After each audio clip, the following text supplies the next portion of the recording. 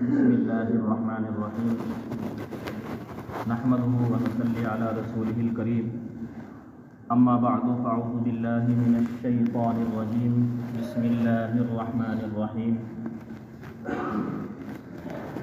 ان بعد الظن اثم ولا تجسسوا ولا یغتب بعضکم بعضا أيحب أحدكم أن يأكل لحم أخيه ميتا فكرهتموه واتقوا الله إن الله تواب رحيم۔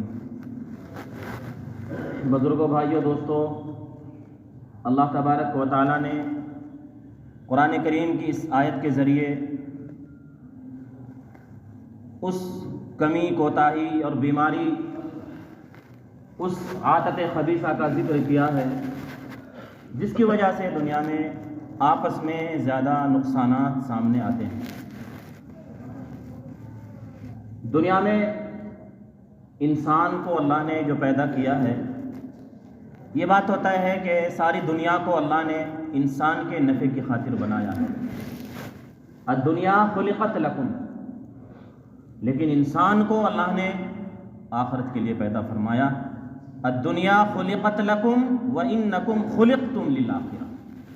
دنیا کی ساری چیزیں یہ انسان کے نفع کی خاطر ہم نے بنائی ہیں، لیکن ہم نے انسان کو آخرت کے لیے پیدا فرمایا ہے۔ 18,000 مخلوقات میں سب سے اشرف المخلوق انسان ہے۔ انسان اور جنات یہ دو نسل، دو جنس ایسی ہیں جن سے حساب و کتاب ہوگا، اور دنیا میں یہی دو جنسیں ساری چیزوں کو کسی نہ کسی درجے میں حاصل کرتی ہیں، فائدہ اٹھاتی ہیں۔ قرآن کہتا ہے ربنا ما خلقت ھذا باطلا، اے ہمارے رب، آپ نے کوئی بھی چیز بیکار نہیں بنائی۔ دنیا کی کوئی سی بھی چیز آپ دیکھ لیں بیکار نہیں ہے۔ سانپ ہو، بچھو ہو، کیڑے مکوڑے ہوں، کہیں نہ کہیں ہر چیز سے انسان منتفع ہوتا ہے، فائدہ حاصل کرتا ہے، اور انسان کسی نہ کسی شکل میں اس کو اپنے استعمال میں لاتا ہے۔ حدیث پاک میں آیا کہ آپس کا انتشار یہ انسان مسلمانوں کے ایمان کو ایسے مونڈ دیتا ہے جیسے اس طرح سے سر کے بال منڈ جاتے ہیں۔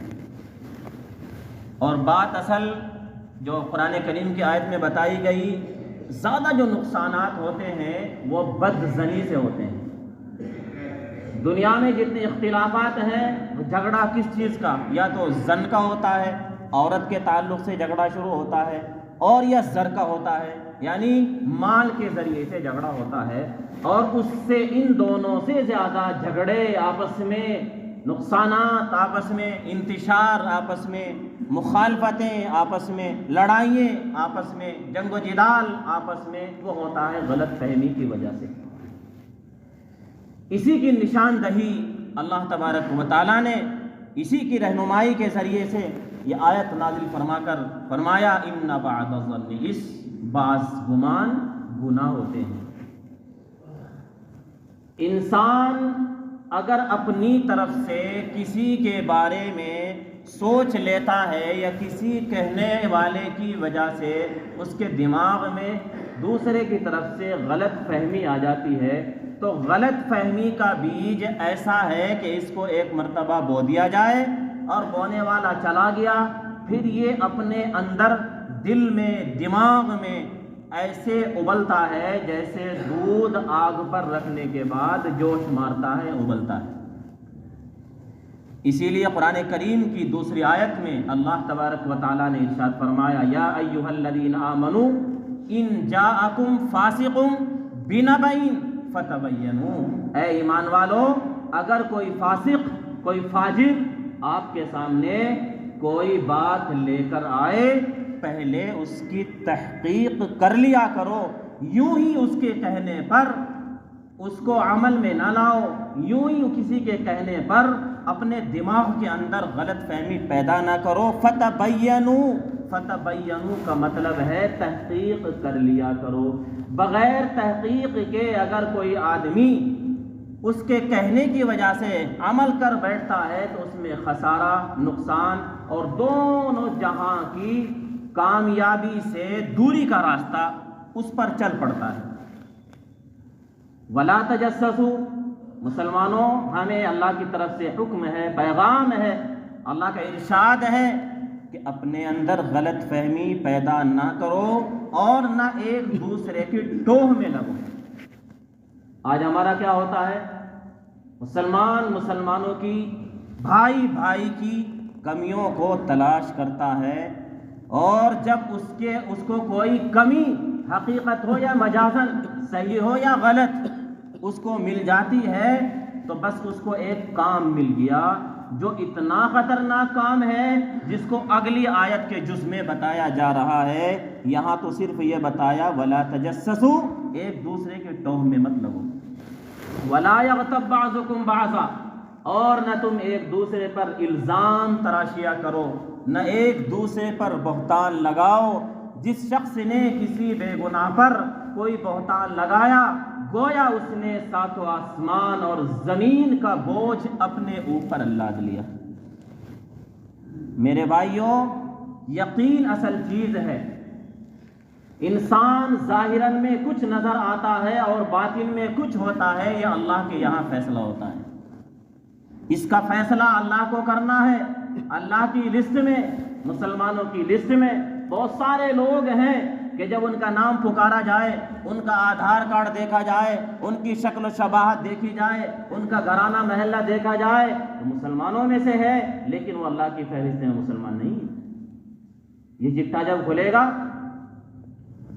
اللہ کے سامنے پیشی ہوگی، عدالت میں انسان کھڑا ہوا ہوگا، وہاں پھر اس کے سامنے دودھ کا دودھ، پانی کا پانی، اور اللہ کی طرف سے پھر اعلان ہوگا وَامْتَازُوا الْيَوْمَ أَيُّهَا الْمُجْرِمُونَ، آج مجرم علیحدہ ہو جائیں. آج مجرموں کا کوئی ٹھکانہ نہیں ہوگا، مجرموں کا کوئی پرسان حال نہیں ہوگا، مجرموں کو کوئی سفارش کرنے والا نہیں ہوگا. دنیا میں یہ سب کچھ چلتا تھا، آخرت میں نہیں چلے گا. دنیا تو حساب کی جگہ نہیں ہے، عمل کی جگہ ہے. آخرت میں عمل نہیں ہے، صرف حساب ہوگا.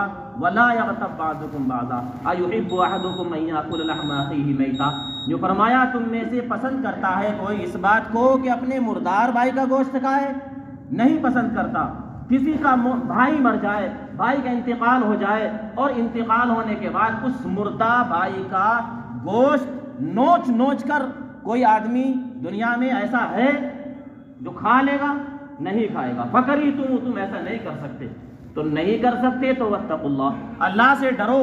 اگر آپ نے بدزنی پیدا کی ہے اور اس کی وجہ سے اختلاف نے ہوا لی ہے اور آپ دوسروں کی ٹوہ میں لگے ہیں یا مسلمان کی پیٹھ پیچھے برائی کی ہے تو سمجھ لیجئے کہ اپنے مردہ بھائی کا گوشت نوچ کر کھایا ہے. واتقوا اللہ، جو فرمایا کہ اللہ سے ڈرو. ان اللہ تواب الرحیم. اگر انسان سے یہ غلطی ہوئی ہے یا انسان اس غلطی کے اندر مبتلا ہے، انسان ان تمام گناہوں کے اندر ملوث ہے، واتقوا اللہ، اللہ سے ڈرو. اور اس کا علاج یہ ہے ان اللہ تواب الرحیم، اللہ تعالیٰ توبہ کرنے والوں کو پسند کرتا ہے، اور اللہ تبارک و تعالیٰ کی صفت رحمان الرحیم ہے. اس لیے میرے بھائیوں، ہم ہمیشہ آپس میں متحد ہو جائیں تو بن جاتے ہیں خورشید مبین، ورنہ ان بکھرے ہوئے تاروں سے کیا بات بنے. آج ہماری صفوں کے اندر اگر انتشار ہے، اس کی سب سے مین وجہ ہے غلط فہمی. اور ہمارے یہاں بولنے والے زیادہ ہیں، سننے والے کم ہیں. آپ بولنے سے پہلے سوچیں، سوچ کر اگر کوئی آدمی بولتا ہے. آپ نے دیکھا کہ ماچس جو ہوتی ہے نا، ماچس کا سر تو ہوتا ہے لیکن دماغ نہیں ہوتا. ذرا سی اکڑ میں بھڑک جاتی ہے اور بھڑکنے کے بعد پھر خود ہی اپنی آگ میں جل جاتی ہے. ہمارے اللہ نے دماغ بھی دیا ہے، سر بھی دیا ہے، ذہانت دی ہے، سوچ سمجھ کی قوت دی ہے. اللہ کا بہت بڑا احسان، اس کا شکر ہے کہ اس نے ہمیں مسلمان بنایا. اس سے پہلے ہمیں انسان بنایا، پہلے انسان بنایا اور پھر مسلمان بنایا. یہ اللہ کا کتنا بڑا احسان ہے. اس کے احسان مند ہم ہوں اور ہر وقت ہماری زبانیں اللہ کے ذکر سے تر رہیں. اللہ تعالیٰ میری بھی اصلاح فرمائے. آپ تمام کی بھی اصلاح فرمائے، ہم تمام کو عمل کی توفیق عطا فرمائے۔ واخر دعوانا الحمدللہ۔